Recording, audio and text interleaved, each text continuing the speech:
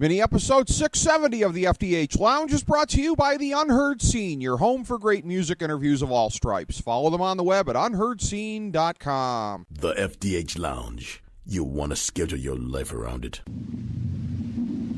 A long time ago, on a gloomy, wet Cleveland spring night, two men stand alone amidst the late-night drizzle. Their voices echo across the vacant station parking lot as they debate the merits of the great American radio show that have been missing for far too long. On that night, an idea was born. That idea became the FDH Lounge.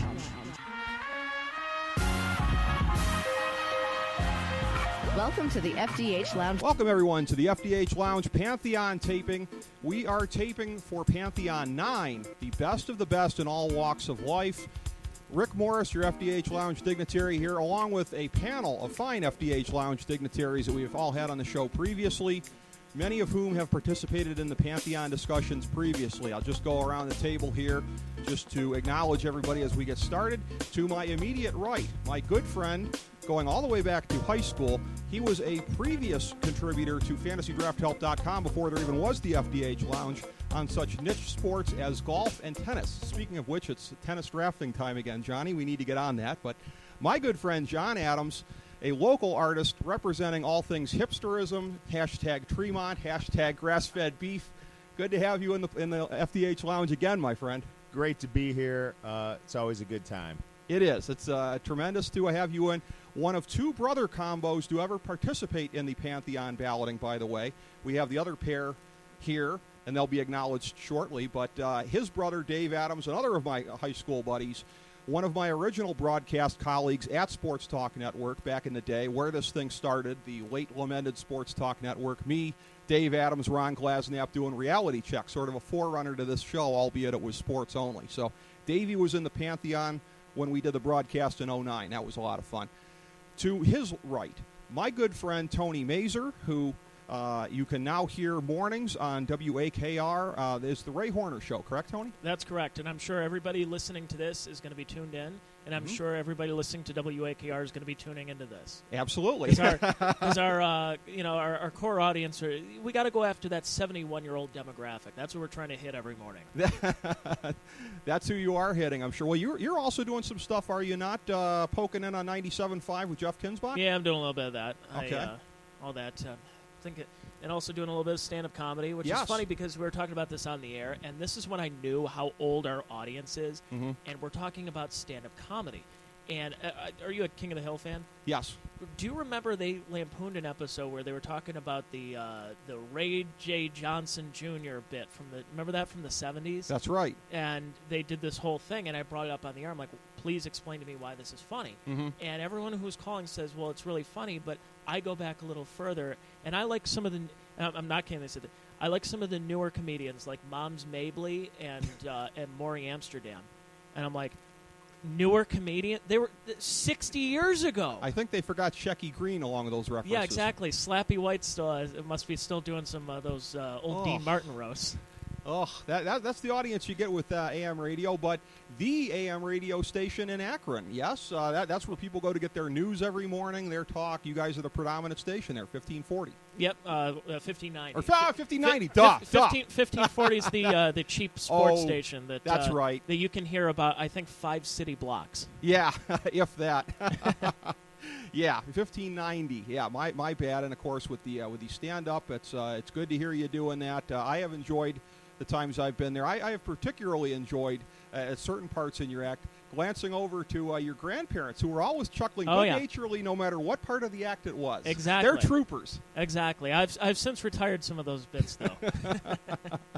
But it's great to see their reaction.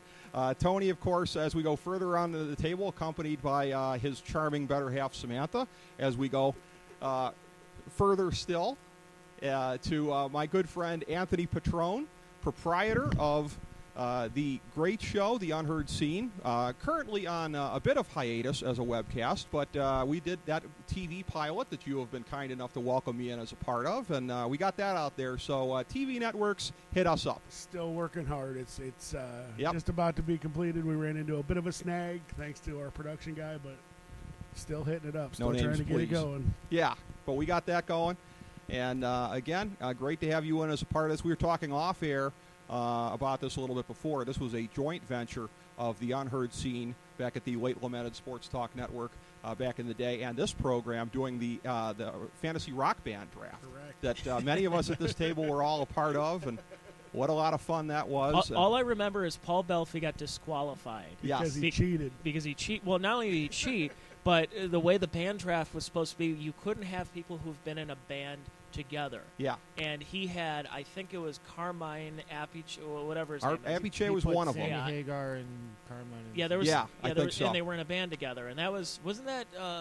Who was that? Was that Buck Steve? Woodward called him out on it. Buck Woodward, his own partner from the Pro Wrestling Insider show at the time, nailed him on it. Hit me up during the commercial break and said, Belfi cheated, he needs to be disqualified. So, and then one of our judges went, I thought that was right. Yeah. So, and to make it even better, I think he would have won.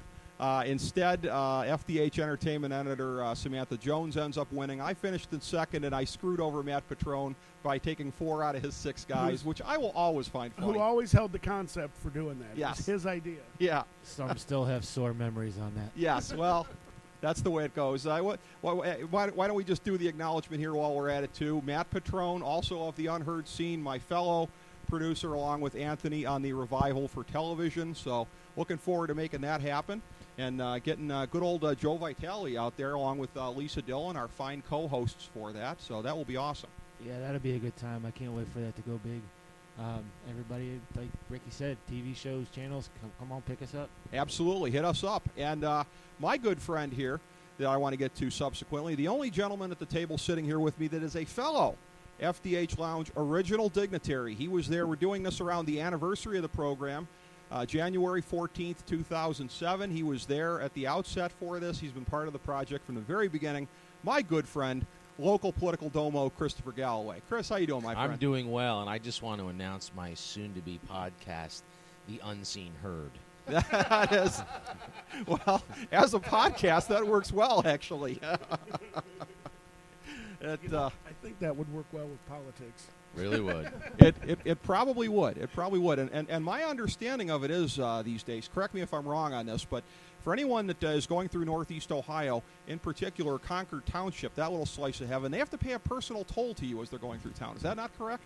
That's correct, and I only take Italian lira. Okay. All right. So he's choosy on that, people. Beware of that when you go through. So these are our participants here to help go through the balloting that has been done.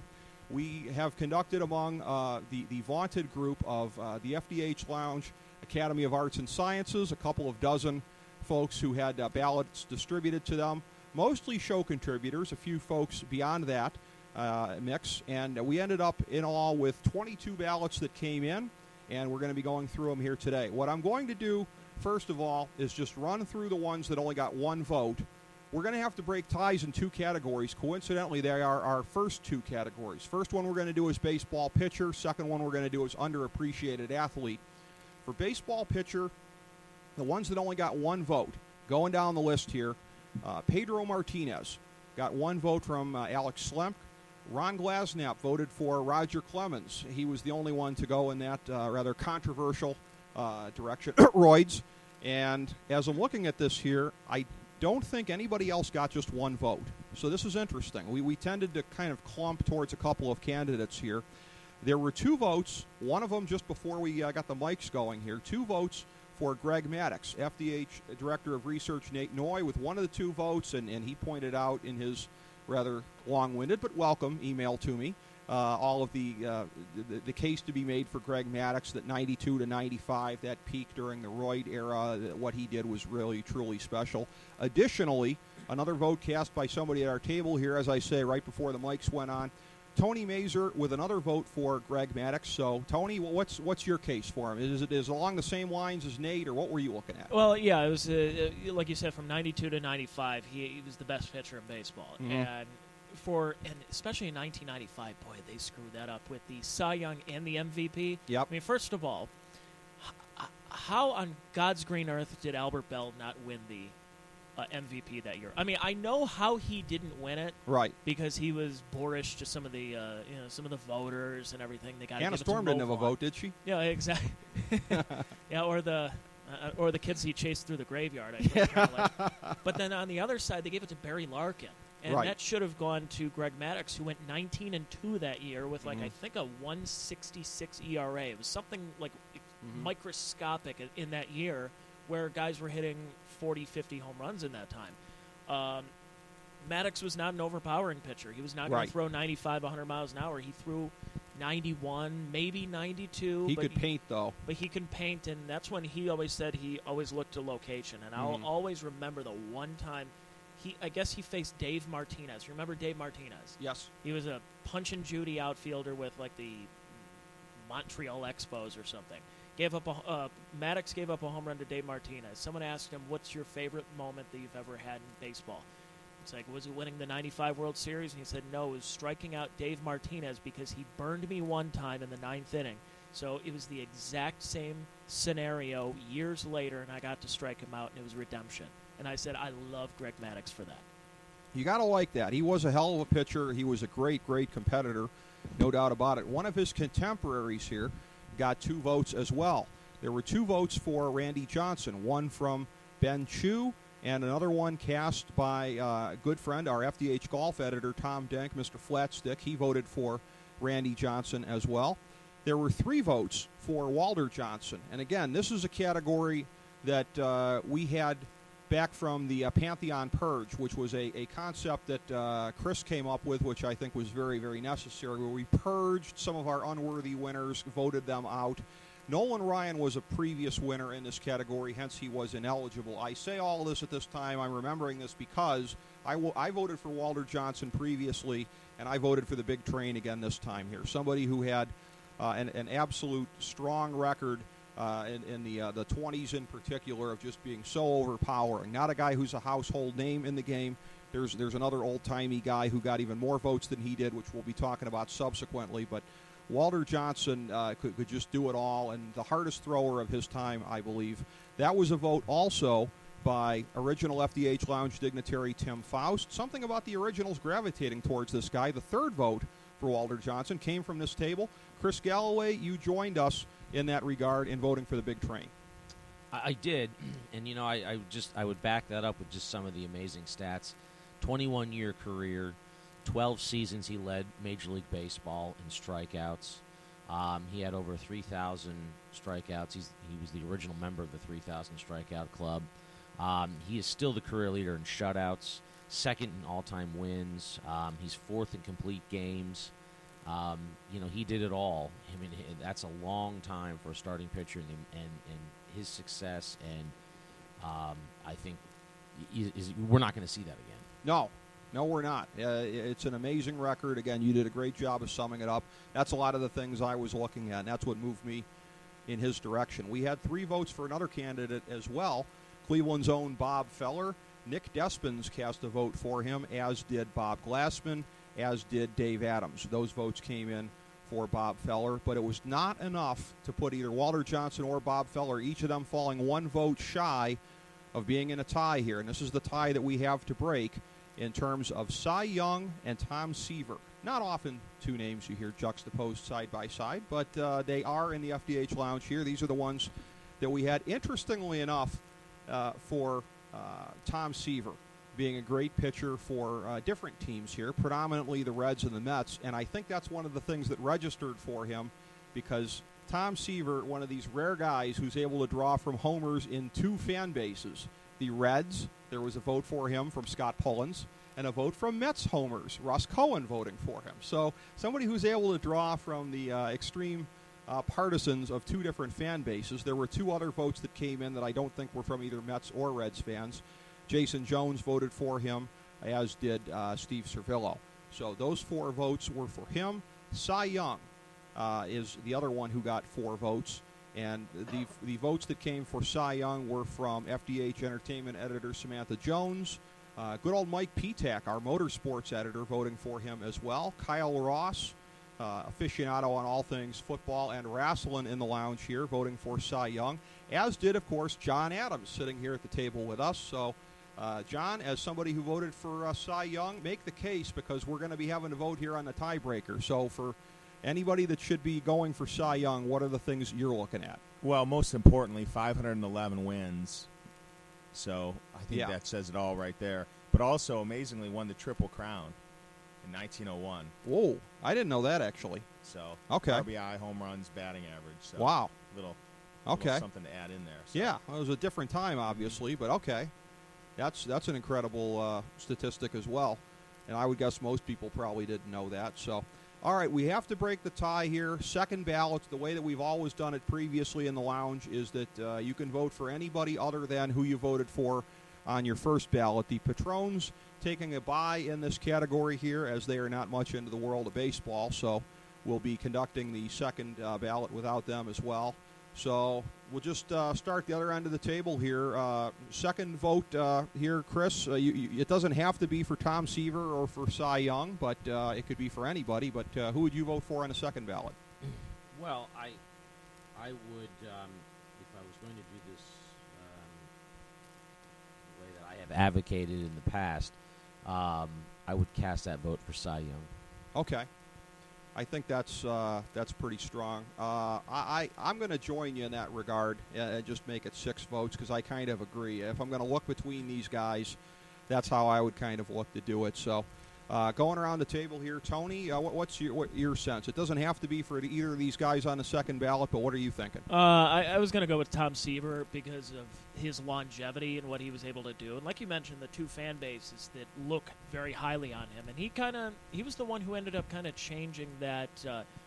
By the mid-'70s, you had free agency, you had blockbuster trades. You didn't have that in baseball before that. Mm-hmm. You just had guys just signing one-year deals and just going elsewhere. It was a massive move for him to go to the Cincinnati Reds, and especially being in that era and going from the Miracle Mets back then and facing those National League teams that just had some real studs during those years. So I'm just going to say I'll just go with Seaver just to be different. Okay. Why not?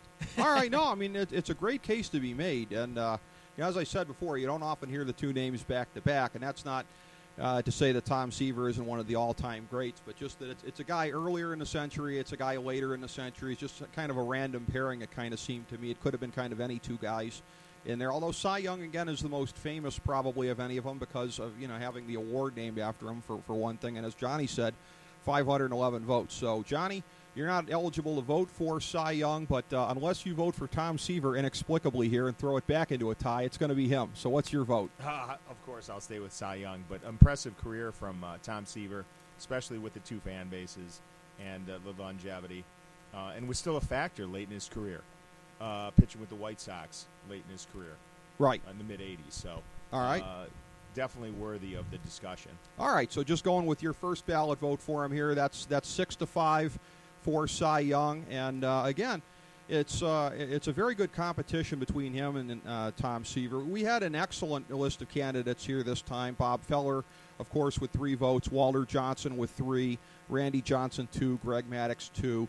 This is not the way that it went the last time, where the balloting went for Nolan Ryan, and it just seemed to be kind of a shallow kind of a thing amidst the way that a lot of us, I think, were looking at it, unfortunately, during that balloting. I will tell you, subsequently on the show, when we had on Jason Stark from ESPN, he had a book about the most overrated players in baseball, and on the list was Nolan Ryan. And he said that the point of the book was, it's not that these guys suck. We're not saying they're overrated because they suck, but they're not as good as a lot of people think they are. And I brought that up. I said, much to my frustration, he ended up being voted in our competition as the greatest pitcher of all time, greatest right-hand.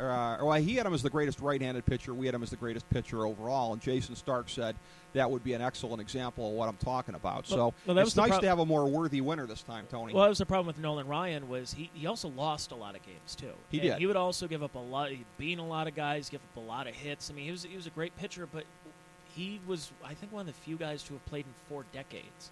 So, yeah. Which, of course, you don't see nowadays. You have a pitcher that lasts about 3 years, and then they're out of baseball. Right. Hint, hint, Vinny Pastano. But yes, when you're looking at all these, he was on, like we mentioned with Tom Seaver, he was on the Miracle Mets, and then ended up playing for the '93 Texas Rangers. Right. So it was an incredible career he had. But yeah, I will agree with Jason Stark there. One of the few times I agree with Jason Stark.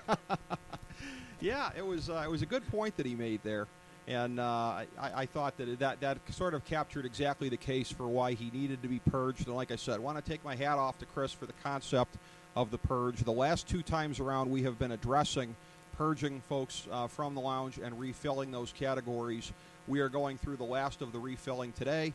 And, of course, for the baseball pitcher, it is Cy Young. So, as is always the case, we lift the Dundee Award and we salute Cy Young, the greatest pitcher of all time, the best of the best, according to the FDH Lounge Pantheon. All right, so up next we have the underappreciated athlete, and this was as fragmented as it was the first time around. The first time we went through, this was a purged category. Kenny Lofton somehow made the cut as best underappreciated athlete of all time. And the commonality here tended to be in this category. Nobody voted for the same person, so this should be a very interesting tiebreaker. But most of us, it seemed like, were voting for players that were either superstars that we thought should have been regarded as transcendent superstars, or stars that perhaps should have been regarded as superstars. That seemed to be it. There weren't really too many under-the-radar guys here, and we've done under-the-radar before for a category. But this one was not the way that it went. It was not at all as I expected it, Chris. This is the most fragmented category of all time. This is exactly what I expected. Okay. And I take underappreciated athlete differently. Yes, me in too. my vote, because I look at it and say someone who's had documentaries written about their greatness, and they've had shows, and they've had millions of dollars in multiple sports, or earnings deals, and their household names. I don't consider that kind of person an underappreciated athlete. I don't think either. They're well appreciated. Yeah, I would agree with that. But I'll take this opportunity to launch into my diatribe about process. Please, because I want to ask you a question. I got your email this week. Why don't you talk about that? Well, as you know, I've been a big fan of the Pantheon, but I also have been an advocate for, and therefore the purge idea, that the threshold should be a lot higher than winning something out by a vote of 4-3. Okay. And I look at this underappreciated athlete category, and I say to myself, there's absolutely zero consensus here. And so if somebody were to string together 2 votes, I don't think that should launch them into the Pantheon. Okay. And so I feel like if someone's going to get into the Pantheon, it's because there is a strong consensus to put them there. And especially in this category, I would suggest that there isn't one, and I would say we can have a discussion about some of these people, but I don't know that unless people are going to be changing their minds or being swayed, that we're going to have a vote that would be, in my mind, valid. Now, this is something I wanted to ask you about, because I was sort of drawing an analogy in my mind when I read your email, and that being in terms of going back here and talking about the very origins between you and I. Me, you, a couple other fellas got to be friends running down in the political circles down at Ohio University, the Harvard on the Hocking, or perhaps Harvard is the Ohio on the Charles, as I've heard. But I'm not sure which way that goes. But anyways, you're the one guy who is stuck with it. You're the one guy still fully doing that stuff to this very day. So I'm thinking to myself, I wondered if you were influenced in making this point at this time. We're a couple of weeks out from Iowa. We're a couple of weeks out from New Hampshire. We're looking at a situation where whoever wins, at least on the Republican side, probably going to be about 30%. Hence, 70% will be voting against whoever wins. Was that at all as kind of a thought in your head as far as a similarity, or was it just me that drew that point of comparison? Absolutely not a thought in my head at all. Oh, okay. All right. Okay, so I'm reaching there. I was simply looking at the fact that we've got a list of great athletes in front of us. There's no consensus, and so how can somebody go into the Pantheon with a very small amount of votes? All right. Well, the best way to do this probably. But I will say this: you do make a great point in terms of when it comes to majority of vote. Cy Young gets in, but even though if you actually total up original votes, he's getting in with only 30% of the vote. Sure, yeah. I was thinking that plurality thing was kind of just sticking in my head there. So I agree with Chris. When you got that many choices that you can choose from, maybe next time do by sport. Okay. That's true. Because then you can narrow it down some at least. You could do just football. I mean, or we just baseball. We even have individual sports listed here. Right. You know, I mean, that's which I didn't expect, but that's. I gotta really agree too. Okay. Simply because now you can make a case for anybody on this list. Okay. Okay. The difference becomes when we do a second vote. Mm-hmm. Now, I would tend to agree and want to vote again for somebody else on the list. Right. But because of the rules of the tiebreaker, can't vote for your own. You can vote for anybody. That's right. That doesn't mean that the others sitting at this table are going to vote for anybody on this list. Yeah, so it could be 4 or 5 votes for one person by the time we're done. The way that I want to do this is to run through the votes of everybody not at the table, and then as we go through, when we're going around the table here, because of the special circumstances of this one, we should take a minute with each person and have them make a case for why they went that way. So I don't know if that's going to alleviate things at all, Matt, or not. I don't know, but like I look at this list, and I'll admit I'm not one of the biggest sports guys here. I'm Okay. the least sports guy here. But 90% of these names I know. Yeah. And how can they be underappreciated athletes if I know them? You know? That's right. Yeah, that's a good point. That's a very good point. And some of the ones here that were put on the list were votes came in from our FDH Lounge Academy of Arts and Sciences folks not at this table here. Good old Ben Chu, my good buddy out in Portland, Oregon, voting for Antonio Gates. Good friend, longtime friend, another member of the aforementioned Athens crew, Scott Pullins, voting for Pete Rose. Tom Seaver, Pete Rose. No homerism there, but okay. We're all allowed to set our own criteria. You know, it is what it is. Nick Despins going with David Robinson. Alex Slemp voting for Mike Piazza, even before Mike Piazza was voted the other day into the Baseball Hall of Fame, thereby making him less underappreciated. I was just about to say, boy, a Hall of Famer that's underappreciated. Yes. Yeah. Well, we have a few of those on this list. You're going to love my vote. Well, we do, but I'm not sure we're going to chew over anybody's more than Matthew when we get around to him. But after Alex's vote is Kyle Ross with Tim Brown. Russ Cohen voting for Jerry Rice, who is pretty much the consensus greatest wide receiver of all time. So I'll be very interested to know. He's so underappreciated because he was so much better than even that. Yeah.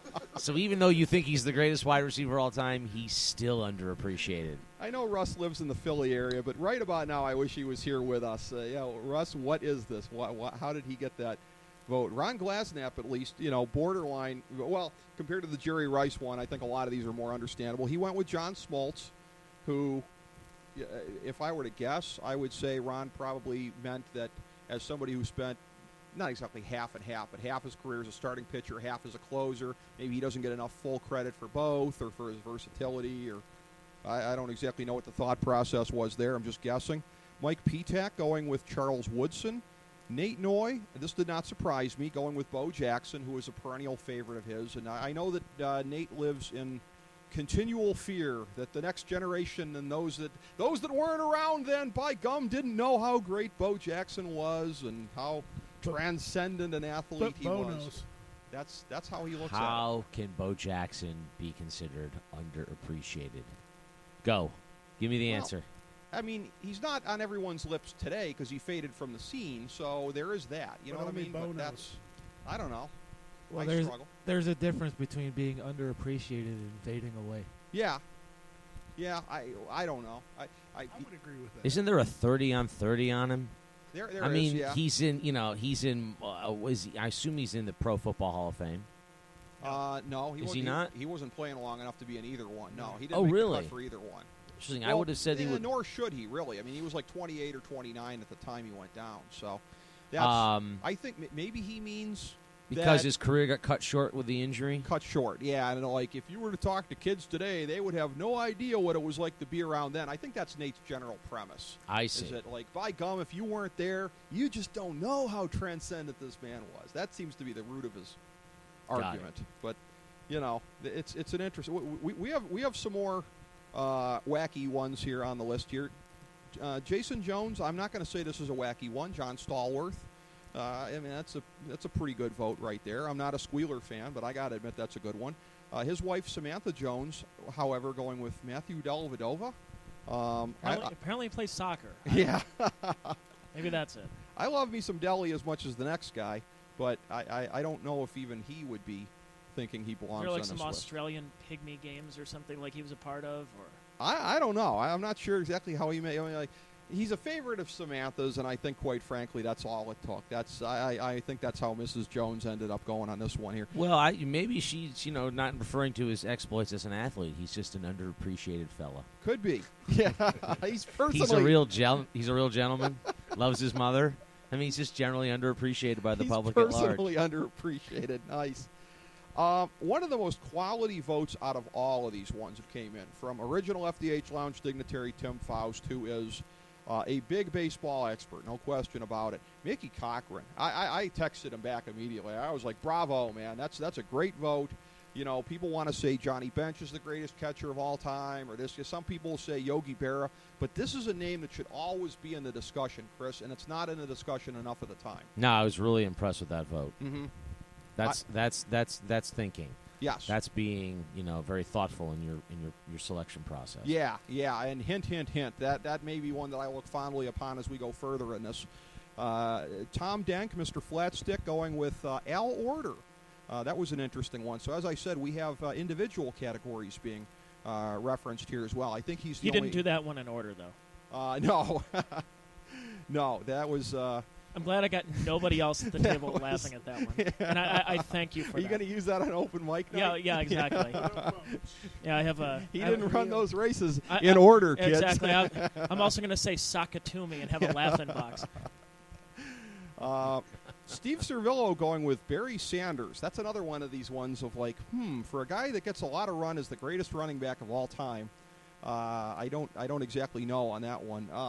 Bob Glassman going with Albert Bell, who that's a name that came up previously, just in a discussion here, in terms of what he did with those 1990s Indians teams, and again, because he didn't kiss the asses of the sports writers, didn't win the MVP award, so I guess I could kind of see that.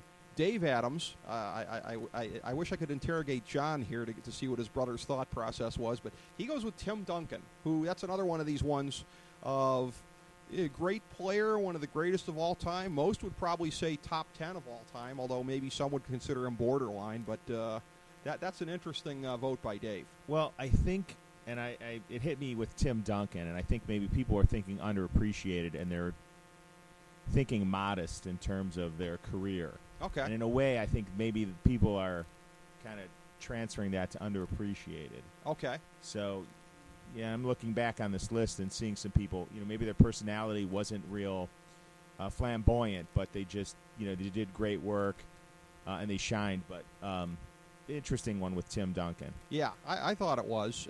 That's the last of them from the votes not at the table here. Those of us sitting at the table reviewing these and who will be breaking the tie. The votes that we cast, starting with mine, Steve Yzerman, probably not a big surprise to anybody that was my vote, but my justification for that would be that if you're looking at the players of the 80s and the 90s, that the first two names that come tripping off everybody's tongue are Gretzky and Lemieux.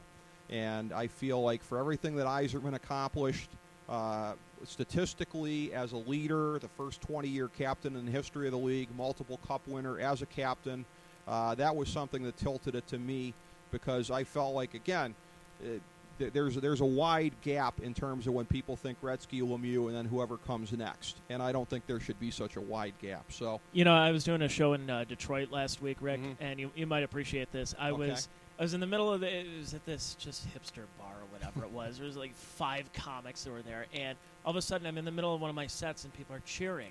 And I look over at the TVs at the bar, and they're watching the Red Wings game. Yes. And so I just instinctively, I'm like, oh, who is Steve Yzerman still on the team? Is that where I cheering? And I'm just bringing up all these old Red Wings players from the 90s. Like, hey, is Brendan Shanahan still out there? Is Chris Osgood the goalie? He was pretty darn good. What about Chris Chelios? I would hope at a hipster place that they would at least be popping for that, right? Were they laughing ironically? One girl was, and then everybody else just started looking at their phones and on Tinder or whatever. I don't know what they're doing. Grindr. That'd be funny if it was Grinder, actually. Yeah, that would be very amusing, actually, if you guessed that successfully. All right, going around the table here, you're up next, Johnny, with another athlete who really made his bones in the Detroit area. Well, yeah, speaking of modest, mine was Dennis Rodman.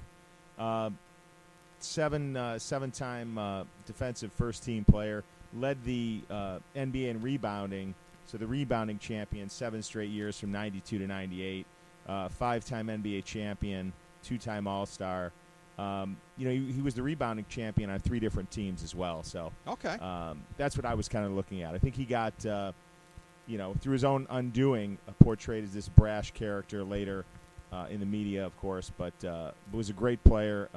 Leading the NBA in rebounds for 7 straight years, that was the deciding factor for me. That's right. Yeah, well, maybe the greatest pure rebounder of all time, Chris. You know where he's not underappreciated? Where? North Korea. Yeah. Yeah. He's in the world of geopolitics. He is renowned. No question about that. Up next, Tony, the vote that came in for you. This is an interesting one. Maybe not a lot of commonality with a lot of other Hall of Fame and first ballot Hall of Fame guys on this list here, but Darren Erstad, a guy who I don't know if I'm going to take a stab at this is where you're coming from. Mm-hmm. 2 sports? 2 sports. Okay. He was the punter on the 1994 Nebraska Cornhuskers national championship team. Okay. So he would have been in the NFL if he didn't go baseball, but he was a damn good baseball player, really good center fielder, 3-time Gold Glove winner, 2-time All-Star. I believe he win a batting title. I got to see. I think he did. I think he did, and then he won a World Series. Yeah, I was going to say, was he on the 02 Angels? Yes, he was. Okay, he was. All right. And he was around for 15 years, a really good player. So he was one of those guys that, he would have been in the NFL. And I know when I was looking at the list and what I could do for an underappreciated athlete, I didn't look at how great the athlete was and how he's not appreciated by the media. I'm talking about an athlete as a guy who played the 2 sports. And I saw there was another one that we'll get to on the list, like a Danny Ainge or a Charlie Ward or some of those other guys that I looked at that, or somebody who they may not be the greatest in the one sport, and you may not think of them at the top tier, but they were able to do multiple things and do them pretty well. Well, let's break format here. I'm going to skip Anthony for a second because the most similar vote probably was Chris. Yeah. And hearing Chris's thoughts on this here, let's stay with that with your vote of Danny Ainge. I agree with you in your analysis. That's how I interpreted this section as well. And my vote for Danny Ainge came because Danny Ainge is still the only person to be a first-team high school All-American in 3 sports, baseball, football, and basketball. And he also played baseball for the Blue Jays before joining the Boston Celtics and becoming an eventual Celtic great. So you're talking about somebody who clearly was athletically gifted, probably could have been an NFL quarterback as well had he decided to go in that route. So you're talking about somebody who accomplished a great deal in terms of his abilities, in terms of multiple sports, athletics, and I would say that most people don't have that kind of knowledge of his skill sets and would therefore classify him as underappreciated. Danny Ainge, by the way, was with the Blue Jays in 1981 on May 15th when Len Barker threw his perfect game. That's right. And he was lifted for a pinch hitter, which was Ernie Witt, who flew out to center field to Rick Manning. Oh, he would have been I never knew he would have been the last batter. He would have been the last batter, and they lifted him for a pinch hitter. Then he promptly went on to greatness with the Celtics. Did not know that. Okay. The more you know. Yeah. We'll have the star going across. Indeed. I'm looking through our past winners. I'm trying to remember what category this was because there's something that kind of triggered a thought here, and I'm not finding immediately. Maybe it was previously for best underappreciated athlete. I don't remember. Somebody in one of these categories, very similar to what you guys are talking about here, made a case for Jackie Robinson. And it was like, well, everybody knows him as the first black baseball player in the major leagues. I guess like at UCLA, and he ran track, and I don't know if football was part of it, but it was like this ridiculous list of intercollegiate lawn darts champion and this and that, and like all these ridiculous list of things that Jackie Robinson did. Well, it's a lot like Jim Brown. I mean, most people don't realize that Jim Brown is probably the greatest lacrosse player of all time, and he's in the Lacrosse Hall of Fame. he was amazing at Syracuse. Mm-hmm. But I also don't consider Jim Brown underappreciated. No. Perhaps for his hip toss off of balconies. I mean, there is that. That's a That's a whole other topic of discussion. There's a little bit of athleticism in that, is there not? Yeah, what is it with that part of South Marginal? That, there's always some kind of weird cloud and stigma around it. Was that the one? Was that the Hojos? Yeah, it was the Hojo. That's the one. Okay. It was the Hojo. He's throwing Asian women out the window. Allegedly. I didn't even know the nationality. Thanks for breaking yeah, that Well, news. wouldn't that be something if we could have been there? We could have covered it live. Yeah. And then yeah, that would have been nice. And then 3 hours later, he had to throw another one off. Yeah. Oh, yeah. He was feeling unfulfilled at that point. Wait till the ACLU starts listening to this one. Yeah, exactly. So we are down to the Patron brothers here for the first round, and let's save the best one for last here. Oh, yeah. We'll go with Anthony's vote here for Jim Kelly, who made it to 4 straight Super Bowls. You know, I actually tossed this around in my head for a long time. I actually had typed about 5 different people in that spot. When it comes down to it, what it comes down to is anytime you bring up the name Jim Kelly, with most people, you hear, oh, he sucks, he lost 4 Super Bowls. But people don't give him the credit of, well, he made it to 4 Super Bowls. That's he right. also did the K-gun offense, which a lot of quarterbacks after based their stuff on, and he was a foundation for a lot in the NFL. But the reason I went with underappreciated is because 90% of the time you hear, well, he lost 4 Super Bowls. He made it to 4 Super Bowls. Thank you, Frank Reich. Yeah. Also, by the way, if we're going to use your standard for busting things down here, Chris, there is a 30 for 30 now on the Bills teams that just made 4 Super Bowls. Talking about how underappreciated that team is, and how many players had to come out and say they made it to 4 Super Bowls. Can you be underappreciated if there's a 30 for 30 that says you're underappreciated? If you've been celebrated on national television? Well, again, this comes back to the argument of the definition of the word, or at least someone's concept of underappreciated. So I agree wholeheartedly with Anthony about Jim Kelly as an athlete, Mm-hmm. and how he isn't really appreciated. I think as one of the great quarterbacks because they didn't win at least one of them. But you know, he's in the Hall of Fame. You know, he's a legend. Mm-hmm. And a cancer survivor. Yeah, he is. So, and they appreciate him in Buffalo. They do indeed. They certainly do. Last up here, there's a name that doesn't so much fit real well with some of the other names on the list here, and that name is former NFL kicker Matt Barr. And here to explain that vote is the man who cast it, Matt Patron. Well, my thought on that was just any kicker in general. But you wouldn't let me say any kicker in general. That's because right. How many games are won or lost by a field goal? Okay. So when the kicker goes out there, all of the pressure on the whole game a lot of times ends up on the kicker. Okay. So in saying Matt Barr, I just came up with, well, okay, he was an old kicker and his name is Matt, and let's just throw him in there for a name. But I wanted a kicker so there general. was some science involved. Okay. So I wanted a kicker. I Okay. wanted a kicker, and Matt Barr he is a good kicker. I mean, he was really good. He was a good kicker. Yes. But Surprised you didn't games- put Garo Yepremian on there. But how many? Like how when many he games when he are? kicked the ham out the window in the Odd Couple episode. Keek. But how many games are won and They lost kick a by the touchdown. kicker? Yeah.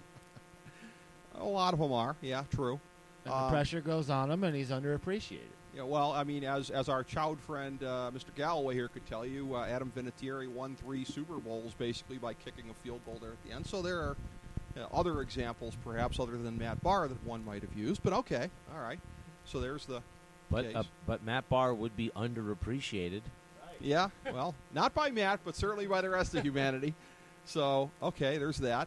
So okay, And this makes me very, very relieved that we have no subsequent categories with ties. We're just going through, kind of breaking it down subsequently, because there could be some blood and sweat here in getting through this one. So let's start. And for somebody who has had thoughts on this category and the fact that it's going to be a tiny, tiny plurality on this, Chris, why don't you get us started here? Where do you want to start off on the second ballot?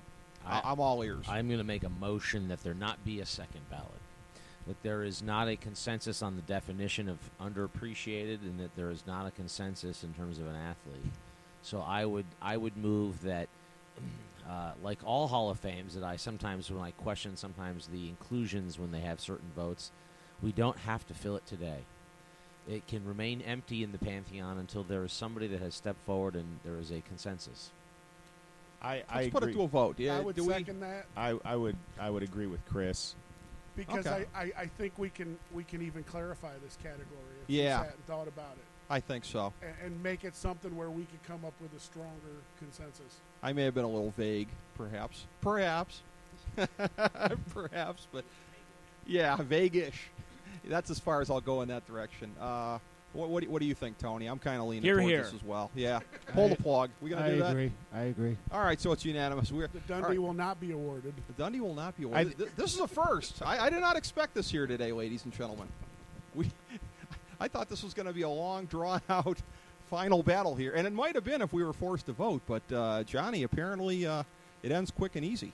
Well, I think this is the right thing to do. Although I will have to say, comes to mind Jerry Cora, kicker of the Cleveland Browns 1990, which finally got the Browns off the schneid against Denver. But As long as we're going for all Browns kickers, yeah. I think we need to rethink this category. I think it's ironic that we finished the underappreciated athlete category by underappreciating everyone on this list by not voting any of them. And maybe that's what's fitting. Maybe that's entirely fitting. I'll tell you what, though. I would have gone for Mickey Cochran on the second ballot. I'll just say that. I think Faust had it right. If I wasn't able to vote for my guy on the second ballot, which I wouldn't have, I probably would have gone for Mickey Cochran. But, well, history made here today in the 9th FDH Lounge Pantheon. For the first time, there is no winner in a category. Underappreciated athlete remains vacant. As we bring the show to a close, we would like to extend our deepest gratitude to NBC, CBS, ABC, Fox, all Clear Channel affiliates, TNT, TBS, USA, UPN, Deadspin.com, YouTube.com, YTMND.com, MySpace.com, various blogs, Fox News, CNN, CNBC, MSNBC, IamBoard.com, Billboard.com, Google.com, ESPN, ESPN2, ESPN News, ESPN Classic, NBA TV, NFL Network, Sports Time Ohio, Athlon Magazine, Comedy Central, Cartoon Network, The Boomerang Channel, QVC, BET, The Spice Channel, Steno Notebooks, Manwich, Papermate Office Supplies, waitresses, strippers, bartenders, garbage men, janitors, microwave popcorn, the writers of The Office, Scrubs, Entourage, My Name is Earl, Oz, Metalocalypse and the Boondocks, Aquafina, and the Periodic Table of Elements.